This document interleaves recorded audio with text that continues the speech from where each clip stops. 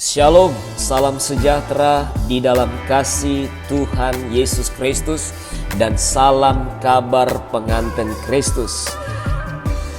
Kembali lagi dengan saya Pendeta David Sepang dengan program Renungan Kristen Akhir Zaman. Dan tak lupa saya mengucapkan banyak terima kasih buat saudara-saudara kekasih-kekasih Tuhan yang telah mensubscribe channel KPC Yerusalem Baru ini. Doa saya Tuhan Yesus selalu memberkati dalam setiap aktivitas, tugas dan kerja serta pergumulannya. Amin. Dan pada kesempatan ini saya akan menjelaskan rahasia 7 kaki dian emas yang ketiga. Itulah menunjuk kepada sidang jemaat Pergamus.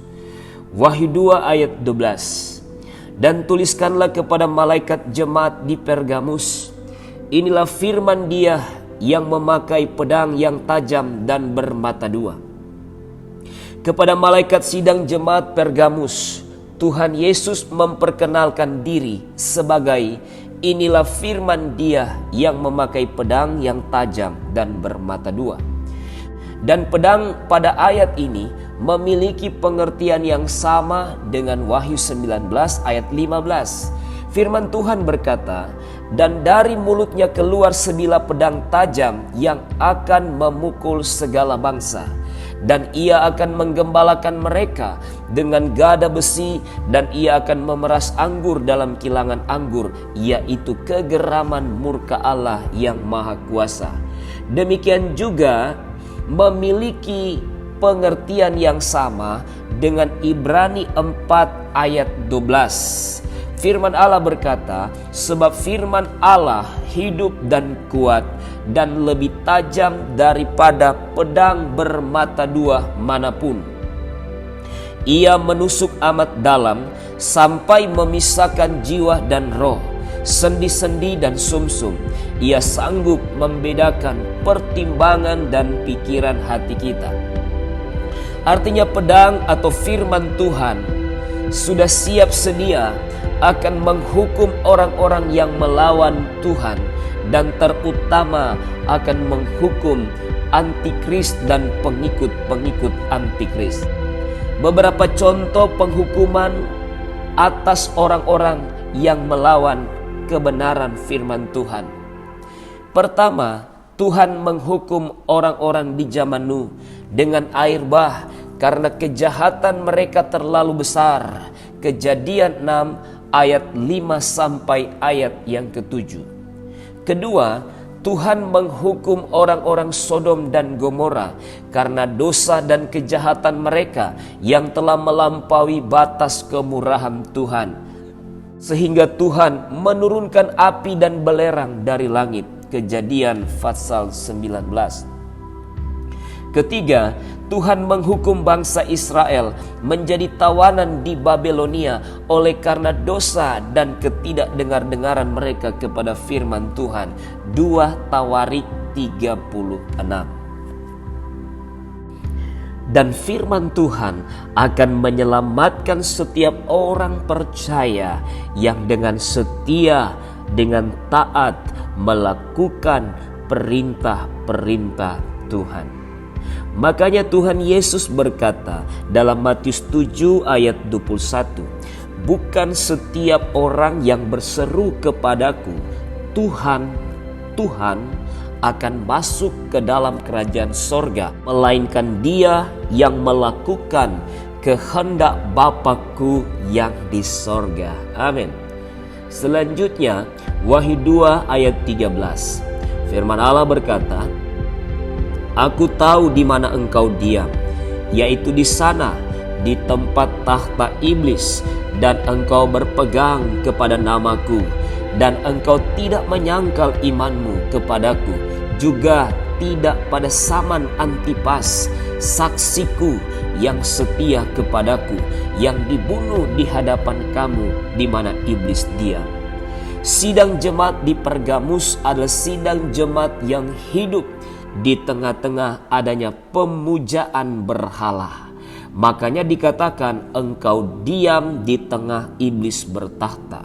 Meskipun demikian, jemaat Pergamus memiliki dua perkara di hadapan Tuhan, yaitu pertama, mereka berpegang kepada nama Tuhan, dan kedua, tidak menyangkal iman mereka.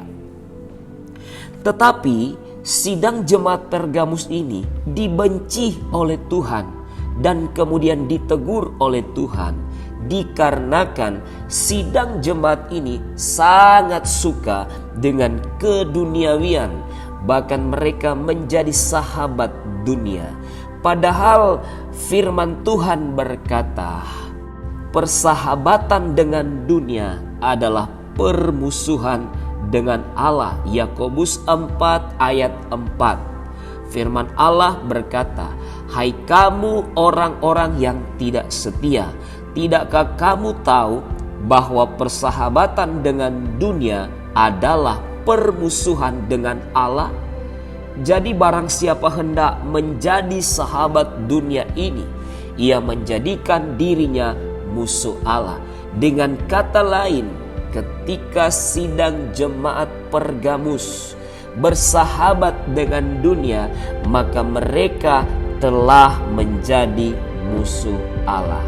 Menjadi peringatan bagi saudara dan saya, kekasih-kekasih Tuhan, tatkala kita bersahabat dengan dunia, maka ingat, persahabatan kita dengan dunia akan menjadikan kita sebagai musuh Allah.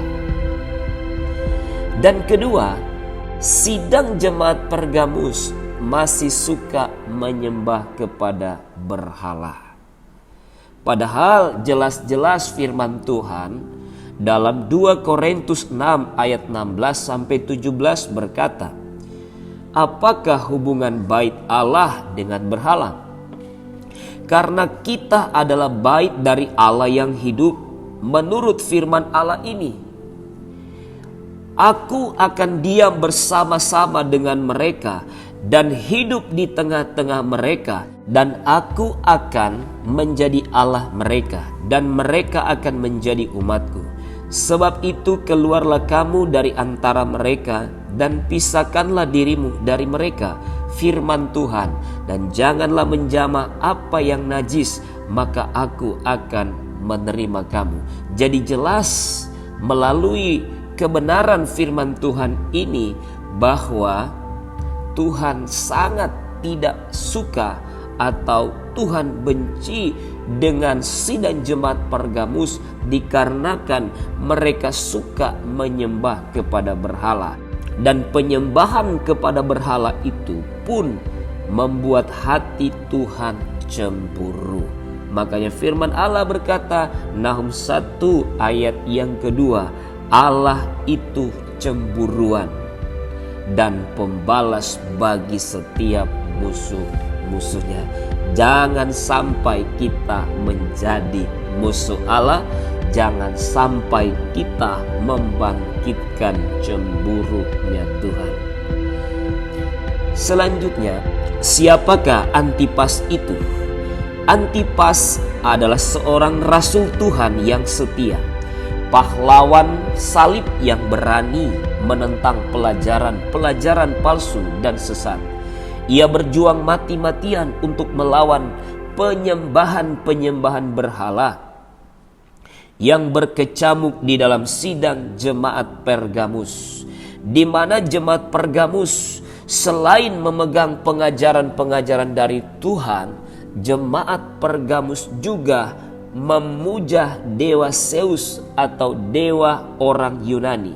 Hal ini terjadi karena gembala sidang Pergamus meluaskan pelajaran-pelajaran palsu dan sesat masuk dan beroperasi di tengah-tengah sidang jemaat Pergamus. Antipas ditangkap, dibunuh karena mempertahankan nama Tuhan dan firman Tuhan. Dan tentunya hal-hal yang terjadi pada jemaat Pergamus menjadi pelajaran sekaligus peringatan bagi kita, hamba-hamba Tuhan di akhir zaman yang dipanggil, yang dipilih dan dilantik serta ditetapkan oleh Tuhan untuk menggembalakan domba-domba milik Tuhan, untuk tidak membiarkan pengajar-pengajar sesat dan palsu masuk di tengah-tengah jemaat Tuhan yang dipercayakan kepada kita. Dan apa yang terjadi kepada jemaat Pergamus adalah seruan Tuhan bagi hamba-hamba Tuhan untuk menyelamatkan domba-domba milik Tuhan yang disesatkan oleh pengajaran-pengajaran palsu dan sesat, bahkan domba-domba yang masih memuja dan menyembah patung-patung berhala. Selanjutnya Wahyu 2 ayat 14. Tetapi aku mempunyai beberapa keberatan terhadap engkau.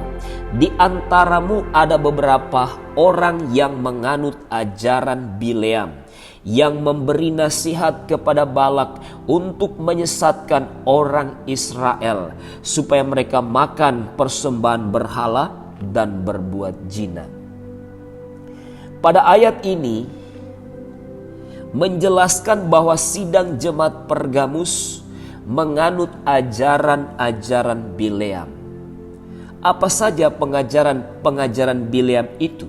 Yang pertama adalah penyembahan kepada berhala. Yang kedua, perjinahan jasmani dan perjinahan rohani. Pelajaran Bileam adalah pelajaran yang menggabungkan adat istiadat kafir dengan firman Tuhan yang benar. Dan jemaat Pergamus menyembah Tuhan dan menyembah berhala. Dan pada akhir zaman ini, pengajaran-pengajaran Bileam akan muncul secara modern dan masuk menyusup di tengah-tengah jemaat Tuhan di akhir zaman. Selain penyembahan berhala, ada juga perjinahan. Ada juga dansa-dansi atau tari-tarian dan suap. Adapun dansa-dansi atau tari-tarian adalah cara-cara pemujaan kepada berhala kafir. Cara-cara ini juga dipakai oleh jemaat Pergamus. Demikian juga cara-cara ini dipakai oleh jemaat-jemaat Tuhan akhir zaman. Dengan satu alasan, dengan tari-tarian akan dapat memenangkan orang-orang kafir.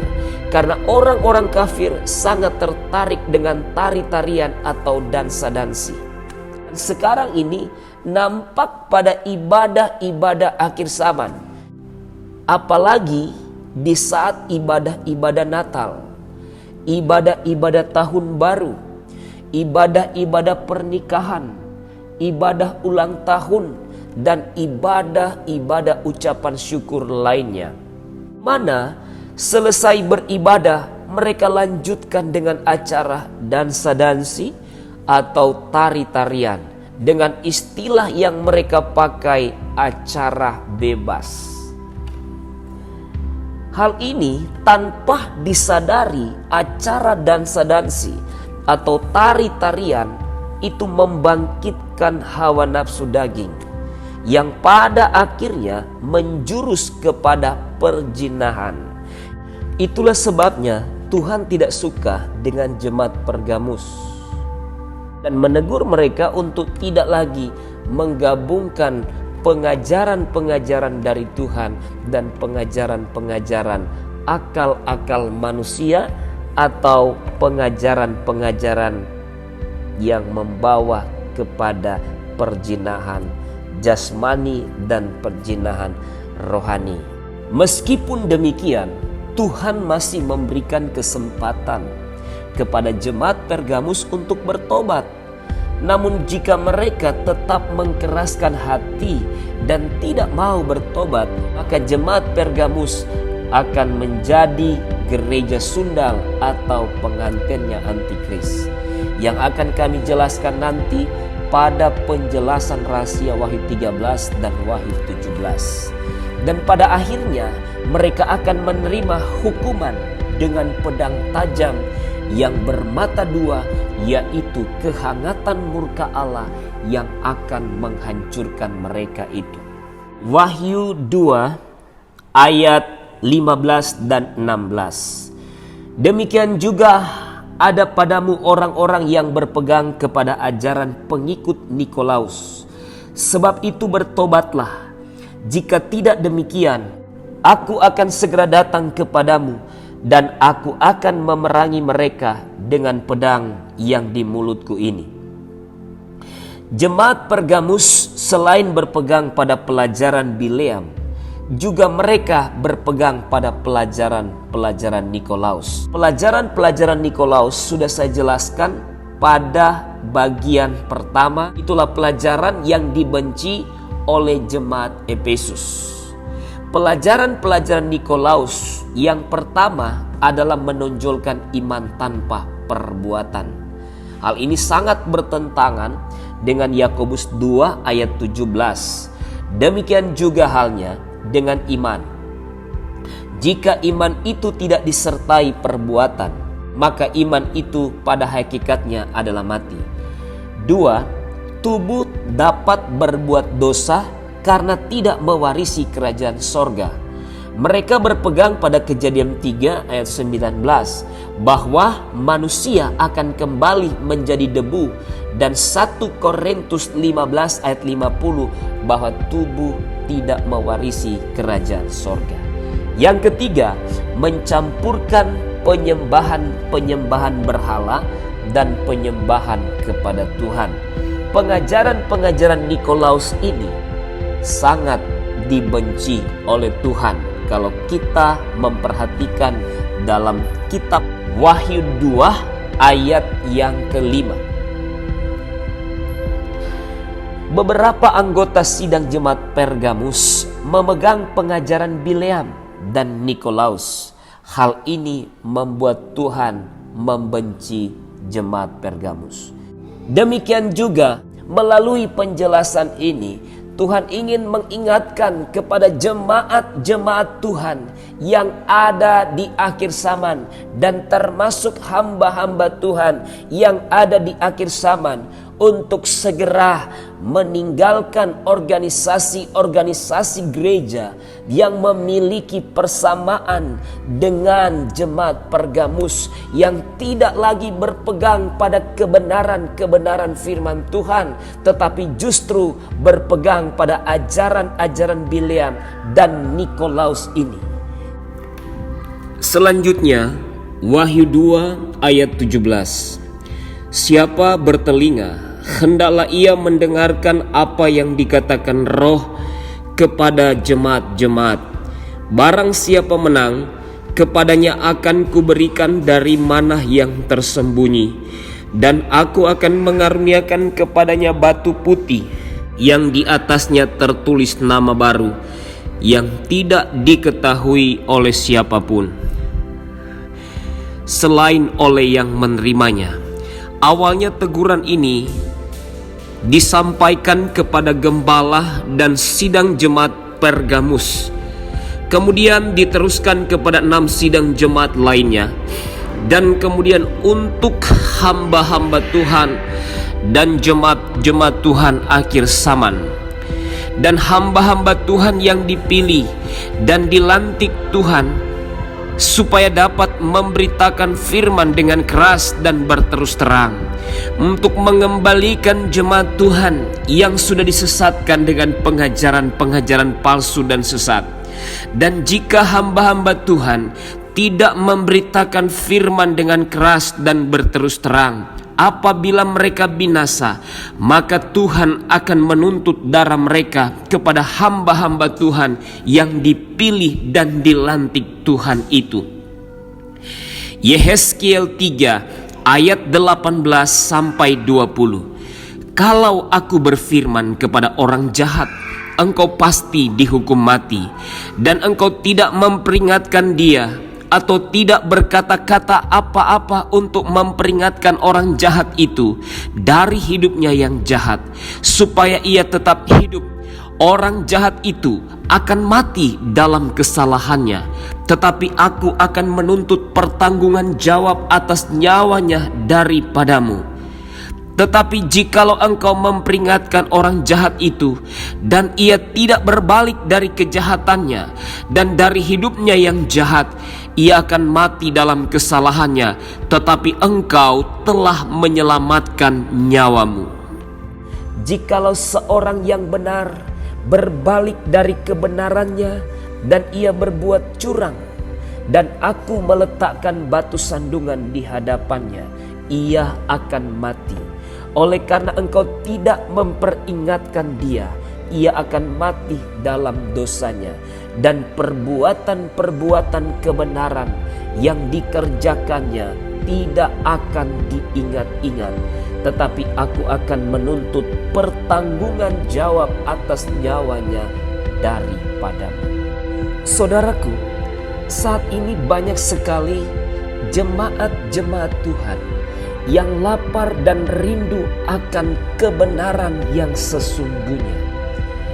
Tetapi masih banyak hamba-hamba Tuhan yang dipanggil oleh Tuhan dan dilantik oleh Tuhan untuk melayani pekerjaannya, masih takut untuk memberitakan firman dengan keras dan berterus terang.